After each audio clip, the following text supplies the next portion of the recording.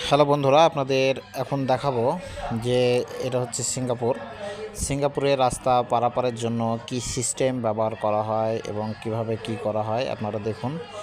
এই যেখানে দেখতে পাচ্ছেন সুইচটা প্রথমে টিপতে হবে। সুইচটা টিপলে আপনাকে একটা সময় দিবে। এই সময় পর আপনি দেখবেন, আমি আপনাকে দেখাবো যে দেখুন এখানে এখন লাল চিহ্ন আছে, এখানে মানে আপনি এখনও যেতে পারবেন না। যখন সবুজ সংকেত আসবে, সেম দৃশ্য সবুজ সংকেত আসবে, তখন আপনি এখান দিয়ে যেতে পারবেন। আর দেখবেন যে যখনই সবুজ সংকেত আসবে তখন অটোমেটিক সাইডের গাড়িগুলো দাঁড়িয়ে যাবে। আমরা অপেক্ষা করতেছি যে কখন সবুজ সংকেত আসবে এবং আমরা কখন রাস্তা পার হব। দেখুন ট্রাফিকবিহীন কিভাবে সিঙ্গাপুর নিয়ন্ত্রিত হচ্ছে। দেখুন এই যে দেখুন সবুজ সংকেত হয়ে গেছে, মানে রাস্তা পারাপারের জন্য আমাদের সংকেত দিয়ে দিয়েছে। অটোমেটিক আমরা রাস্তা পার হচ্ছি। দেখুন এভাবে আপনাকে সিঙ্গাপুরের আইন মেনে চলতে হবে।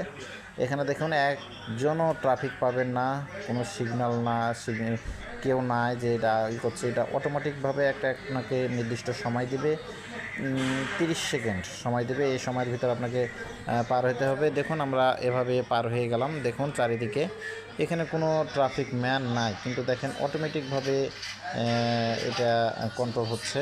যাক, খুবই সুন্দর আইন, এগুলো আপনাকে মেনে চলা লাগবে।